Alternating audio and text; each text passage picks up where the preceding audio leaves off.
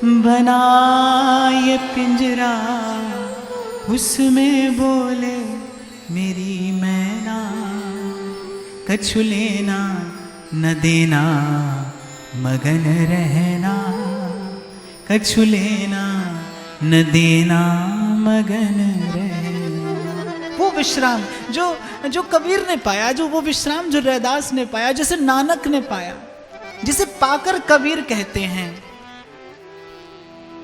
मरे बहिर मुख साधु जीवे, भर भर नाम रसायन पीवे, हमको मिला जियावन हारा। कौन सी ऐसी जड़ी, कौन सी ऐसी संजीवनी मिल गई कबीर को कि वो कहते अब हम नहीं मरते, अब संसार मरता है। हम ना मरे मरी है संसार। क्या मिला? हमको मिला जियावन हारा, हम ना मरे मरी है संसार। तो बड़ी दया आई महर्षि के मन में, और साधु वही संत हृदय नवनीत समाना, थोड़े से ताप से जो द्रवित हो जाए, जो आर्द्र हो जाए। देखो जब भजन के पथ पे आगे बढ़ोगे ना, तो जैसे किसी ऐसे मार्ग पर आप जा रहे हैं जहां आप उससे पूर्व कभी नहीं गए। कहने का तात्पर्य कि आप किसी अपरिचित से मार्ग पर आगे बढ़ रहे हैं। कौन बताता है आपको कि आप ठीक मार्ग पर आगे जा रहे हैं? बताइए, आप किसी ऐसे मार्ग पर आगे बढ़ रहे हो जिस मार्ग पर आप पहले कभी ना गए हो। कौन बताएगा आपको कि आप ठीक मार्ग पर आगे बढ़ रहे हैं? या आप ऐसे ही आंख पर पट्टी बांध के चलते चले जाएंगे? ऐसा तो आप नहीं करेंगे। कौन बताएगा आपको?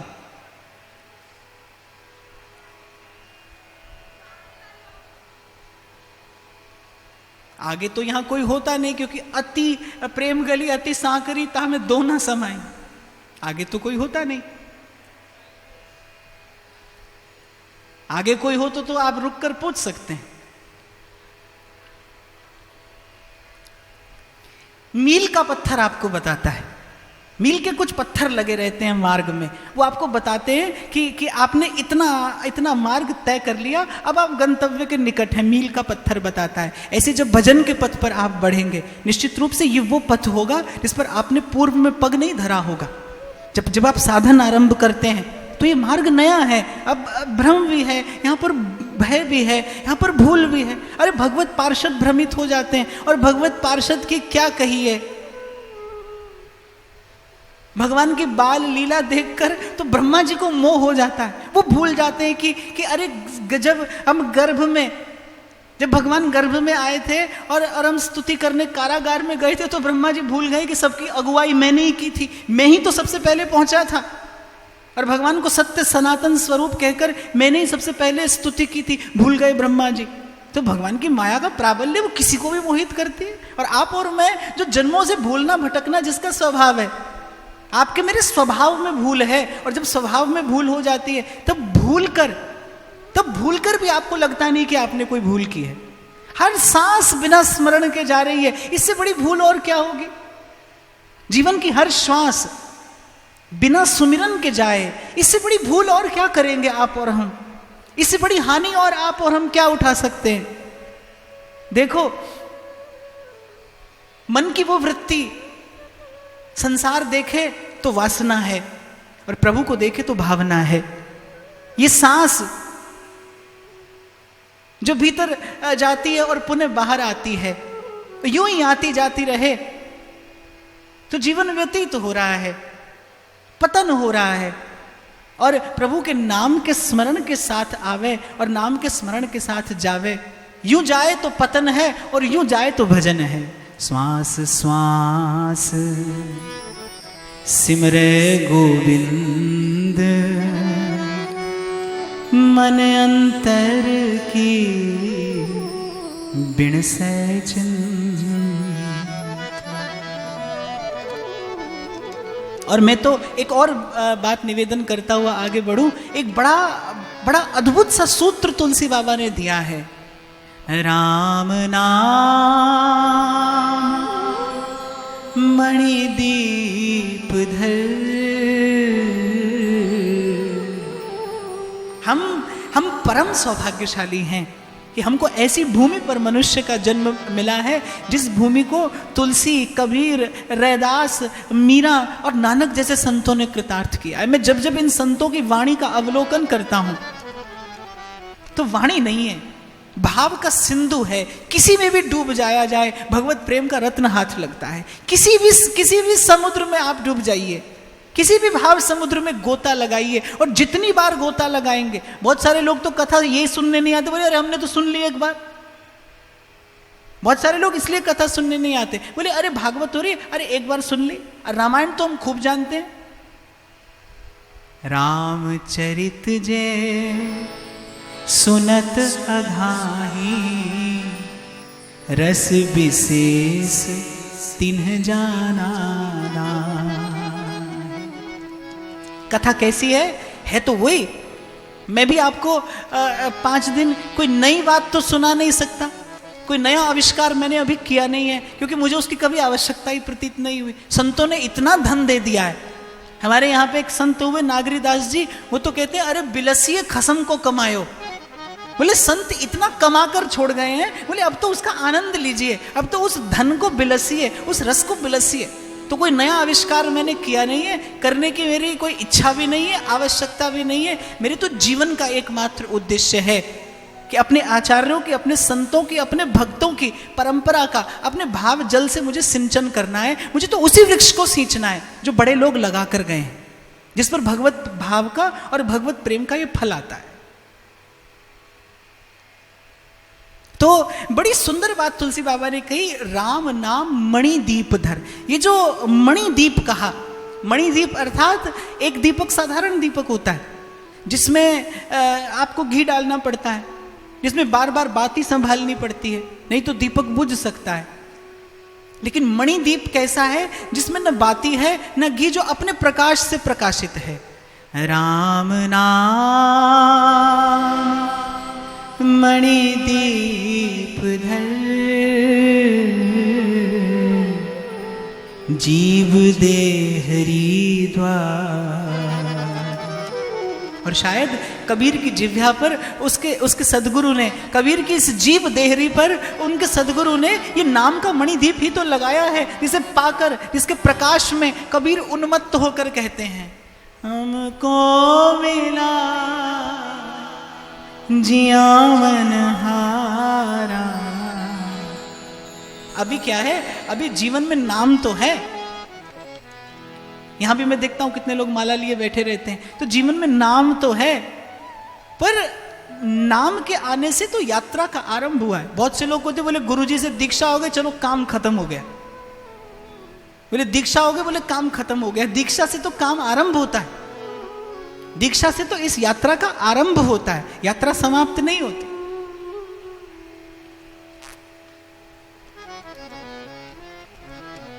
तो जीवन में नाम तो है, लेकिन नाम से यात्रा करनी है कहां की, जिसे नानक कहते हैं, नाम खुमारी नानका चढ़ी रहे दिन रात। नाम तो है, लेकिन नाम की खुमारी नहीं है, नाम की उन्मत्तता नहीं है। कहाँ जीवन में नाम का उल्लास है, कहाँ जीवन में नाम का आनंद है। अभी तो मन की वो स्थिति कि भगवान रूखे रूखे लगते हैं। जब कथा का विश्राम होता है तो आपको हाथ पैर जोड़कर बिठाए रखना पड़ता है कि 2-5 मिनट और बैठे रहो। एक बार मुझे तो बड़ी उत्सुकता हुई, मैंने एक माता जी से पूछ लिया, मैंने कहा माता जी आप दौड़ लगाते हो कथा विश्राम होते ही, तो बाहर ऐसी कोई विलक्षण वस्तु मिलती है, क्योंकि प्रसाद तो यहां पर बढ़ता नहीं। तो मुझे लगा जरूर कुछ विशिष्ट मिलता होगा कि आप यहां से दौड़ कर जाते हैं वहां। तो ब्रजवासन थी, बोले अरे कहां मिलेगा महाराज, हम तो जूता चप्पल अनके ताई जाए। बोले हम तो केवल इसीलिए जाते हैं जूता चप्पल मिल जाए हमें हमारा। तो मन की स्थिति तो ऐसी है, जैसे शुकर होता है ना, उसे आप निकाल कर उस गंदगी से, उस विष्ठा के ढेर से आप मखमली गद्दे पर बैठा दीजिए और सुंदर भोज्य पदार्थ उसके सन्मुख धर दीजिए। जैसे ही उसे अवसर मिलेगा वो वापस वहीं जाकर बैठेगा। ऐसे मन की स्थिति है शूकर के जैसी। संत कृपा करके, भक्त कृपा करके, भगवान की अहेतु की कृपा आपको खींच कर ले आती है यहाँ संसार की उस विषय, उस वासना की उस गंदगी से। भगवान की कृपा ही तो है जो जीव को गंदगी से बंदगी की ओर लेकर आती है। भगवान की कृपा लेकर आती है और अवसर मिलता है बस। यहां से हमने कहा कि मैं यहां मैं अपनी वाणी को विराम देता हूं और वहां आप दौड़े। ये मन की स्थिति है। करत अघन नहीं नेक अघाऊ, भरन उदर जो शूकर धाम, काके द्वारे जाए पुकारे, कौन निहारे। दीन दुखी की ओर श्री राधे कीजे कृपा की को।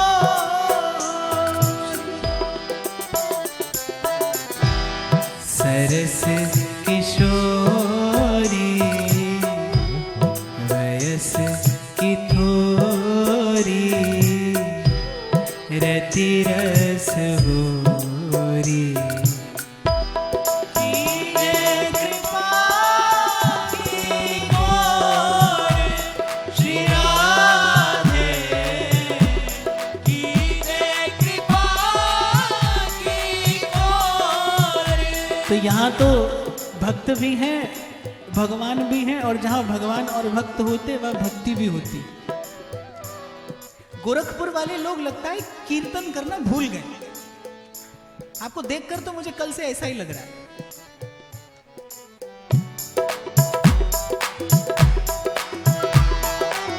राधा राधा राधा राधा राधा राधा राधा राधा राधा राधा राधा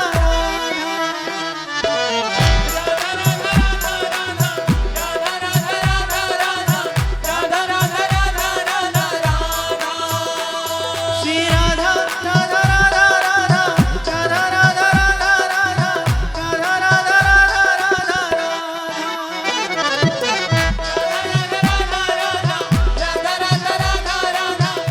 राधा राधा राधा और आप लोगों के प्रति मेरी विशिष्ट सहानुभूति है, इसीलिए आपसे कह रहा हूं, पाया हुआ अवसर चूकिए मत। जब कीर्तन होता है तो दोनों हाथों का प्रयोग ताली बजाने में करना चाहिए, मोबाइल से रिकॉर्डिंग करने में नहीं। कीर्तन का विज्ञान है ये जो ताली है ये नाद ब्रह्म है, और श्री ठाकुर जी का नाम ये नाम ब्रह्म है। नाम ब्रह्म और नाद ब्रह्म जब एकीकार होता है तो हृदय में परब्रह्म प्रकट होता है। ये कीर्तन का विज्ञान है। आप प्रवचन में तन्मय होइए ना होइए, कीर्तन में अवश्य तन्मय होने का प्रयास करिए। कीर्तन है, भगवान नाम है जो आपकी जीवनी शक्ति का उद्गमन करा सकता है। इस अवसर का लाभ लीजिए, प्रेम से कहिए श्री राधा राधा राधा राधा।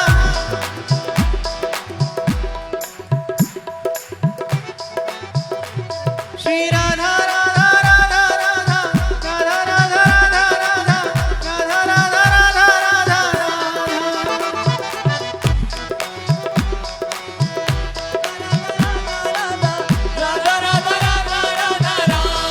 लाडली राधा किशोरी राधा, लाडली राधा किशोरी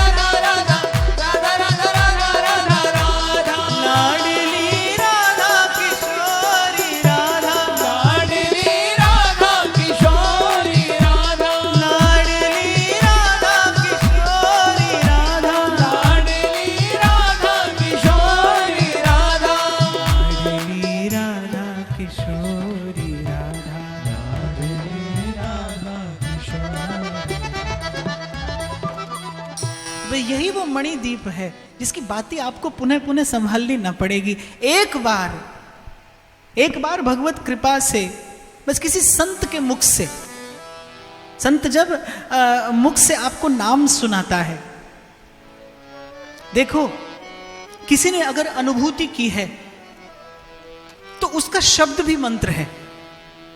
किसी के पास यदि भगवत अनुभूति है, किसी का यदि उस सत्य से परिचय है, कोई परिचित है उस सत्य से, कोई निकट है उस सत्ता के, तो फिर उसका एक शब्द भी मंत्र है, और अन्यथा मंत्र भी शब्द है।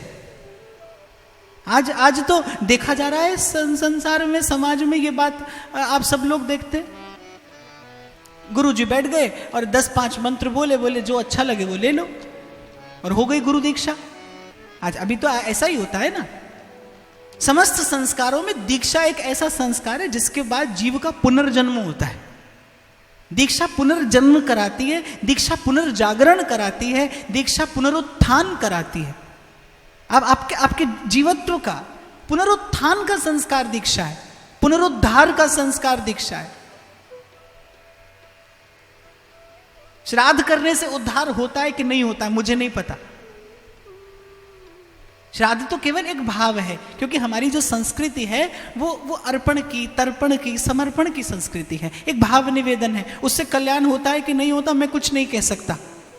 लेकिन दीक्षा जब सदगुरु के चरणों में मस्तक नत होता है और वरद हस्त रखता है सदगुरु, जैसे कबीर कहते हैं, सबद बाण उर अंतर लागे, बींध दिया तन सारा, नाम रंग डारा। तो जब सदगुरु वो बीज बोता है आपके मन में, ये पुनरुद्धार की प्रक्रिया है। पतन के गर्त में जीव पड़ा है, और जैसे कल मैं आपसे सुना रहा था ना कि इतना जड़ हो गया है जीव कि अपनी पीड़ा, अपनी व्यथा, अपनी वेदना भी किसी से कह पाने में समर्थ नहीं है। अहिल्या की भांति जो पति के श्राप से पीड़िता दग्ध पड़ी है, जो उस विरहानल से उस निरीह आश्रम की ओर कोई जाता नहीं, कोई देखता नहीं कि वहां पर कोई अबला इस प्रकार कष्ट में है। संत को दया आती है, वो भगवान का हाथ पकड़ के ले जाते हैं। तो जब गुरु मंत्र देता है तो समझ लीजिए, क्योंकि हरि नाम में हरि को सदा विराजित जान। जब गुरु ने आपको नाम दिया है, उसने नाम नहीं दिया, उसने भगवान को आपके हृदय में बिठाया है, उसने भगवत भाव की प्रतिष्ठा आपके हृदय में की है। तो ये तो पुनरुत्थान की प्रक्रिया है, ये पुनरुद्धार की क्रिया है। देखो, आपने जैसे पूर्व के जन्मों में आज जो धन संपत्ति है, पद प्रतिष्ठा है, मान सम्मान है, वो अर्जित किया है, ऐसे आपने श्रद्धा और विश्वास भी अर्जित किया है। श्रद्धा और विश्वास एक जन्म की संपत्ति नहीं है, ये अनेक जन्मों का पुण्य परिपाक है। ये जो आपके मन में श्रद्धा है, आपके मन में जो एक विश्वास है, ये अनेक जन्मों की संचित संपत्ति है। इसका दुरुपयोग ना होने दीजिएगा, किसी को ना करने दीजिएगा। मैं बहुत विश्वास से और बड़े आदर से, बड़ी विनम्रता से आपको ये बात कह रहा हूं कि इस विषय में कभी शीघ्रता मत करिएगा, त्वरा मत करिएगा, किसी की मत सुनिएगा। अंतर्यामी की पुकार आवाज सुनिएगा, जो आपके हृदय में बैठकर आपको कहेगा, आपको बतलाएगा। वो इतना दयालु है, वो आपको इंगित करेगा, संकेत करेगा आपको कि यहां आपका विश्राम विहित है, ये स्थान आपके लिए निहित है, प्रतीक्षा करिएगा। तो जब गुरु कान में मंत्र देता है ना, तो वो एक प्रकार से ये नाम रूपी ये मणि दीप वो आपकी जिह्वा पर रख देता है। और इसका प्रकाश कैसा है? तुलसी भीतर बाहरो जो चाहस उजिया। जैसे देहली पे दीपक रख देने से भीतर और बाहर प्रकाश होता है, ऐसे जिह्वा पे नाम हो तो फिर भीतर और बाहर प्रकाश है। और इस पथ पर बढ़ोगे तो कुछ मील के पत्थर हैं, यहां पर कुछ मील के पत्थर हैं। आपके हृदय में दया हो, आपके हृदय में सद्भाव हो, आपके हृदय में सद्भावना हो, आपके हृदय में सबके शुभ का संकल्प हो। ये भजन के भाव के, ये इस मार्ग के मील के पत्थर हैं। यदि आपको देखने को न मिले अपने भीतर, इस यात्रा में आप हो और आपके मन में करुणा ना हो, आपके मन में दया ना हो, पर दुख दुख और पर सुख सुखी ऐसा भाव मन में ना हो, पर हित की भावना ना हो, सबके सद्भाव का भाव मन में ना हो, सबके मंगल की कल्याण की ये शुभ भावना मन में ना हो, तो इसका मतलब आप ठीक मार्ग पर आगे नहीं बढ़ रहे, इसका मतलब आपका मार्ग ठीक नहीं है। और लंबी यात्रा करके अपने गंतव्य से और दूर मत चले जाइएगा। और मैं तो कहता हूं बहुत बड़ी बात सुनने समझने की आवश्यकता नहीं है, सीधे सीधे प्रभु से एक बात मांगिए, बार बार वर मांगी हो, हर्ष देहूं श्रीरंग, पद सरोज अनपायनी, भक्ति सदा सत्संग। बस किसी प्रकार आपके जीवन में सत्संग साधु संग बना रहे, ये भगवत कृपा से आपके जीवन में सतत बना रहे, आप जागे रहेंगे। जैसे ही सोने लगेंगे फिर सत्संग आपको जगा देगा, जैसे ही सोने लगेंगे फिर सत्संग आपको चेता देगा। और अभी मैं कुछ देर पहले कह रहा था ना, भूलना भटकना ये तो आपके मेरे स्वभाव में है। बहुत बार ऐसा होता है जब आप कोई कुछ गलत करते हैं, कुछ दोषपूर्ण करते हैं और उसे करते ही चले जाते हैं, फिर एक समय ऐसा आता है कि जब आपको गलत नहीं लगता, जब वो गलत ठीक हो जाता है, वो ठीक सा लगने लगता है। बार बार जब आप करते हैं तो हर बार आपके अंतर मन की जो वो ध्वनि है वो मध्यम पड़ती चली जाती। आपको ऐसे लगता होगा कि अरे छोटा सा झूठ बोल दिया, क्या हुआ, किसी की कोई हानि नहीं हुई ना। झूठ बोलने से, असत्य भाषण करने से मन दुर्बल हो जाता है, मन निर्बल हो जाता है, मन भगवत भाव को धारण करने योग्य नहीं रहता। क्या है मीरा के पास, वो अबला नारी, क्या है उसके पास में ऐसा? कोई अस्त्र नहीं है, कोई शस्त्र नहीं है, उसके पास में ऐसा क्या है कि उसके हाथ में विष का प्याला है पर वो मुस्कुराती है। उसके पास कोई ऐसा सुदृढ़ विश्वास है जो उसका पतन नहीं होने देता, जो उसे भयभीत नहीं होने देता। और विश्वास को धारण करने के लिए मैं तो जब कभी किसी कथा का चिंतन करता हूं, तो जब अंगद जी अंतिम बार रावण को चेतावनी देने के लिए गए, तो जो अंगद जी ने किया वो अनधिकार चेष्टा थी कि जब पांव जमाया उसकी सभा में और कहा, सकहीं जो सठ को मम पद टारी, फिर ही राम सीता में हार। बोले हम हार के चले जाएंगे। तो जब लौट कर आए तो उनसे कहा कि ऐसी क्रिया आपने क्यों की, क्यों ऐसा कार्य किया कि जिससे अनर्थ हो सकता था। तो अंगद ने उत्तर दिया कि मैं जानता हूं कि उस सभा में वो बैठा था जिसने कभी कैलाशपति समेत कैलाश को उठाया था, उसके लिए मेरा पग उठा देना कोई कठिन कार्य नहीं था। लेकिन रावण अंगद का पैर उठा सकता था, लेकिन उस पैर को जमाने में अंगद के हृदय में जो श्री रघुनाथ जी के चरणों का भरोसा था वो रावण नहीं हिला सकता था। रावण की सभा में अंगद का पैर नहीं, मैंने प्रभु का भरोसा जमाया था जिसे वो नहीं हिला सकता था। कौन धारण करता है, हृदय कैसे धारण करता है इस विश्वास को? सत्य का बल चाहिए, जिसके जीवन में सत्य होगा। क्योंकि देखो भगवान मधुर बाद में है और भगवान षड ऐश्वर्य पूर्ण भगवान भी बाद में है, लेकिन भगवान जो सबसे पहले हैं वो सत्य हैं, वो सत्य हैं। महर्षि वेदव्यास श्रीमद् भागवत की रचना करते हैं, वो जानते हैं कि श्रीमद् भागवत का फल क्या है, श्री कृष्ण। लेकिन जब श्री कृष्ण की स्तुति करते हैं तो कृष्णम परम धीमहि न कहकर सत्यम परम धीमहि कहते हैं कि वो सत्य हैं। आद सच जुगाद सच है भी सच, नानक होसी भी सच। सत्य, जो सत्य है वही सनातन है, वही शाश्वत है, वही चित्त को विश्राम देने वाला है। तो महर्षि वेदव्यास के मन में करुणा उपजी, जीव को ऐसे संत्रस्त देखकर, और प्रकट कर दिया ये कृष्ण कथा का ये रस, जिसमें भगवान का ऐश्वर्य नहीं, सारी श्रीमद् भागवत में, श्रीमद् भागवत के 12 स्कंधों में 11 स्कंधों में भगवान का ऐश्वर्य है। और एक दशम स्कंद में भगवान का माधुर्य है, और दशम स्कंद को श्रीमद् भागवत का हृदय कहा जाता है। हृदय ऐश्वर्य को प्रणाम मन बुद्धि चित्त कर सकते हैं, लेकिन माधुर्य का आस्वादन करने के लिए तो हृदय चाहिए, और हृदय भी कैसा? गोपिका सा हृदय।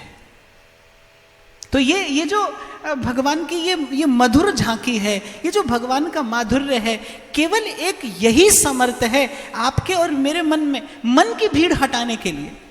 मैं अपने ही शब्दों पर रहूं कि जो अभी मैं आपसे कह रहा था कि बाहर की भीड़ हटा देना सरल है। अच्छा, और दूसरी बात, प्रेम करने के लिए आप देखो, जब दो प्रेमी मिलते हैं तो वो कहते हैं स्थान कैसा भी हो, अच्छा हो भला हो बुरा हो कैसा भी हो, लेकिन ऐसा हो जहां कोई आता जाता ना हो। तो प्रेम के लिए जो सबसे पहली भाव भूमिका है वो एकांत है। प्रेमी एकांत खोजता है। हमारे रसिक अनन्य नृपति स्वामी श्री हरिदास जी महाराज कहते हैं, बोले ठाकुर जी कहते हैं श्री प्रिया जी से चल रही भीड़ ते न्यारे ही खेले, भीड़ में नहीं आते। हमारे वृंदावन के एक भाव सिद्ध संत हुए रसिक पदरेणु श्री हरिदास जी महाराज।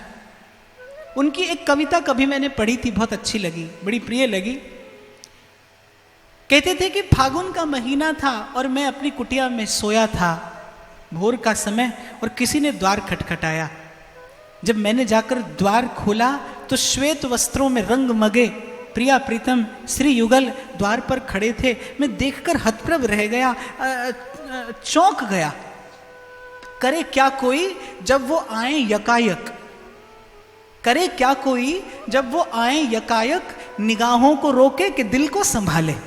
मैं तो भौचक्का रह गया कि मैंने तो आपको बुलाया नहीं, मैंने तो आपको कोई निमंत्रण नहीं दिया, और आप कैसे चले आए।